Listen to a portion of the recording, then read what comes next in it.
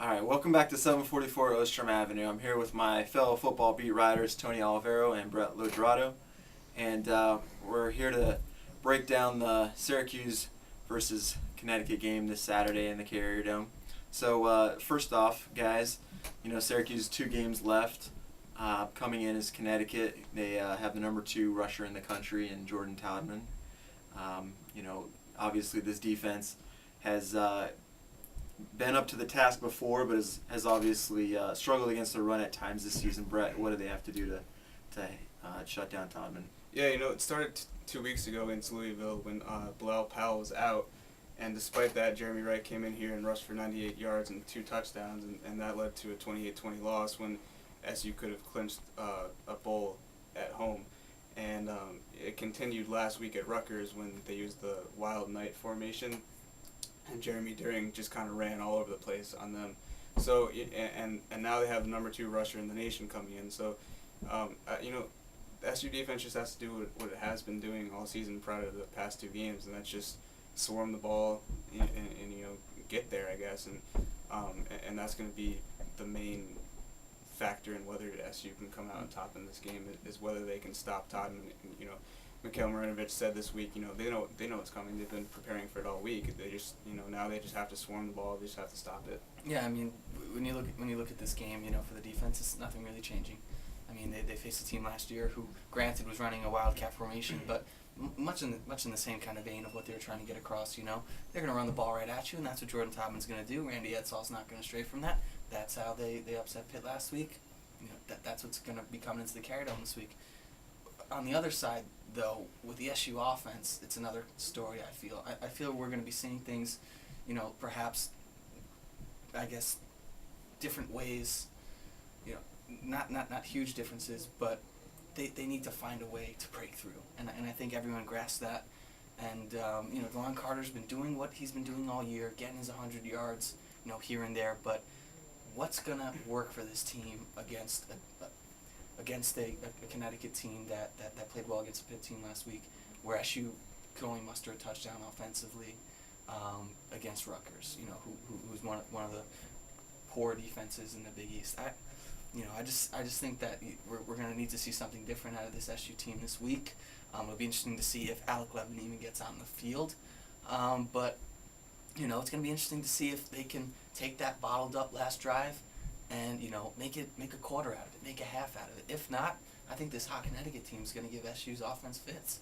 Yeah, that's an interesting thing that you bring up there, Tony. Obviously, Syracuse over the last few weeks, they had they've even in the games that they have won, they have struggled a little bit offensively. Actually, I was talking to Nathaniel Hackett just last night, and he was talking about how, they're a young offense. They're still learning their roles, and they're luckily able to win. They're relying a lot on the defense, but they're still maturing a lot. And one of the things that you look at in this game against Connecticut is that can Syracuse offense generate enough offense to get the win?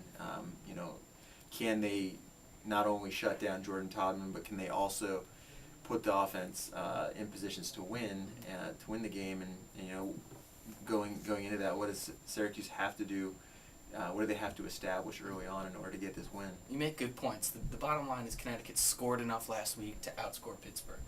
I mean, who's a team that has a pretty good offense on its own, number 1 team in the Big East. So, yeah, I just don't know if I see Syracuse being able to do that and scoring enough points for themselves to kind of outpace this Connecticut team that's hot. That's one of the best teams in the Big East right now. Rutgers, you can't say that for. And SU was lucky enough that their defense afforded them with an opportunity. Pushed back San Sante last week. Rutgers kicker, whatever it was, 8 to 10 yards. Terrell Smith saves the day. Kicks 5 yards short. It ends up being 13-10 SU instead of 13-10 Rutgers. This week, against a better Connecticut team at this point in time in the season, I just don't know. Like I said before, I just don't know if I see Syracuse scoring enough points. Because A, I don't think Alabama's going to be contributing that much this week. And B, Connecticut's just going to be doing what Rutgers did.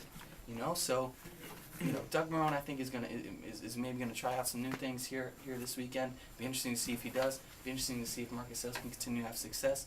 But basically you just need to get the ball downfield. Like everybody's been saying for these last few weeks.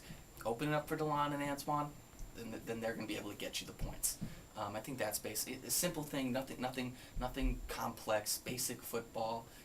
These two teams are just going to go at each other, classic football style. Nothing ridiculous. They said it after the South Florida one too. The offense did, but and again, it's just a case of the offense having one drive and the defense kind of bailing them out.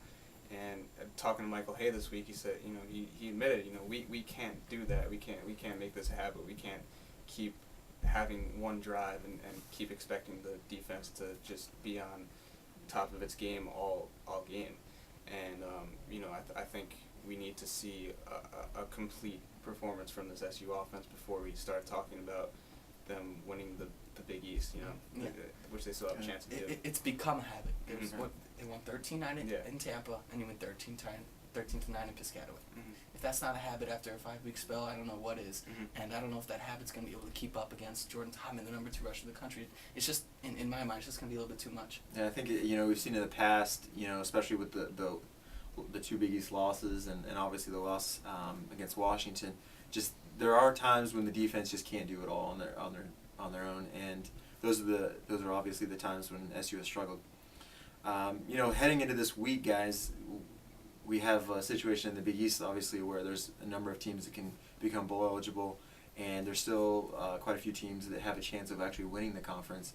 How significant is this for the conference heading into the second to last week of the season that they have so many teams still in play? It hurts the conference, but it helps the conference because they're the laughing stock of the nation. They're going to continue to be, and whoever wins this conference is going to kind of, bear the brunt of all the criticism, along with the rest of the conference. So it hurts it, but it helps it because it's intriguing. Now you got, fans who are going to fill in all these stadiums across the country this weekend down in Tampa and here in Syracuse, still thinking, hey, my team's got a chance at winning the conference and getting to a BCS bowl. So, heck, it's definitely helping all the conference and the teams individually, but they're the laughing stock. The Big East is what Pac-10 basketball was, last year. The one Big Six conference that just shouldn't be there. And in a year, everyone's been saying it's been a year where TCU and Boise State and all these teams, are vying for a spot. Why is this Big East team? If Syracuse wins it, people in Boise are gonna be like, why is Syracuse going to BCS bowl and maybe we're not, or maybe we're kind of equal to them. So that's my take on it. To take everyone's hat across the country. Brett, obviously, coming into this final week, Pittsburgh sits in the first spot, and they head to South Florida, and we have Syracuse. If Pittsburgh were to lose that game and Syracuse were able to win, they could jump into a tie with Pittsburgh. How does that play into this week with the whole intrigue of how the Big East could turn out? Yeah, it definitely adds a little suspense to the weekend. It's pretty confusing, the whole situation, but I think Pittsburgh will come out on top against South Florida. B.J. Daniels has been playing well lately, but I think Pittsburgh will pull through. It's going to be interesting next weekend when SU plays against BC, and obviously this is their last conference game, but for most of the Big East teams, they have one more game left. So while Syracuse is playing BC, I don't want to say they'll be watching because they'll probably say they won't be watching, but their fans will be definitely watching and seeing what the results are there, and it'll be intriguing to see whether if SU does come out on top this weekend, and they'll have a legit shot at it with Pitt taking on West Virginia. Yeah. Now, obviously, it could go either way this weekend. Which way are you leaning for the Syracuse game this weekend? I think I'm the only one of us three picking UConn to win the game. I guess I'll have to be the bad guy, but it's going to be another mirror image game for SU when compared to last Saturday, and it's a game where you're going to have mirror image teams. They're both very, very similar teams, relying on their running backs who just hauling yards for them. Zach Fraser's been struggling, much like Ryan Nass has been struggling, and it's just two very similar teams with two alumni coaches, and with that I see it playing out much like last weekend did. So I'm going to pick Connecticut 13-10 on the road, just like Syracuse is on the road last weekend here in the Carrier Dome. It's crazy. Syracuse, for the first time in school history, 4 wins in the Big East, but 0-3 at home. But the interesting fact that everybody's been talking about too is Connecticut can't win a road game. So does that enter into their psyche? I'm not buying it as much as Todman's what he's going to be able to bring to the table. I just think he's just too good, and the offense won't be able to produce quite enough. Yeah, well, one of those streaks will be broken this weekend, and I think it'll be SU's streak of not winning a Big East game at home. I think it'll, like you said, it'll be a mirror image game from last week. I think the SU defense will probably have to make one final stand that either triggers an SU drive on offense, or they'll just make a final stand to win the game. And I'm predicting Syracuse to come out 17-13. I think, again, the defense will play very well as it has all season. I think the offense will just, do enough, maybe off some Syracuse defense turnovers too. You mentioned those things there. I think for SU and for the Big East Conference in total, in this last weekend and going into next weekend, it's just the case of the story of these weekends is the story of the whole year. For SU, this has been the story of the whole year. These kind of low-scoring games and edging out teams and having it come down to the wire. For the Big East Conference, the story of the whole year has been who's going to step up, and everybody's kind of jumbled in there together. So for the Big East and for SU in total, that's what I see. Andrew, I guess, what's your prediction? Yeah, it'll be interesting to see if after Syracuse finally clinched bowl eligibility after all these years, if there is any sort of a letdown. It's there was one obviously after the South Florida win. They came home and obviously got crushed by Pittsburgh, but we have seen from this SU team there's been several big wins they've had, namely against West Virginia when West Virginia was number 20 in the country, and several others where they have responded and they've played well.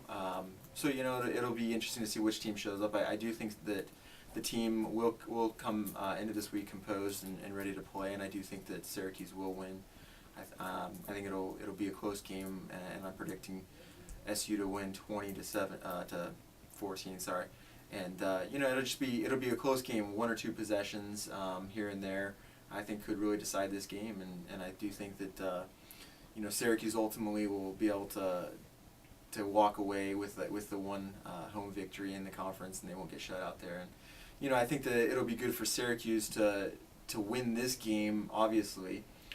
And then just see what happens with the rest of the league throughout the rest of the games. This is a central game for them. I think they realize how important this is, despite the fact they've already clinched the bowl eligibility. You guys mentioned that. So if you two are picking SU to win, how do you see the rest playing out? And will SU, I guess, end up being the leader for the title after this weekend?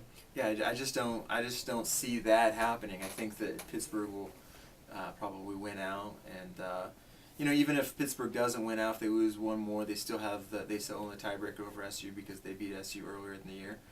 If you get in a three-way tie, then obviously that changes things. But I'm not sure if I'm ready to say Syracuse is going to be the Big East champion yet. Yeah, I feel the same way. I don't think it'll happen. I think Pittsburgh will end up on top.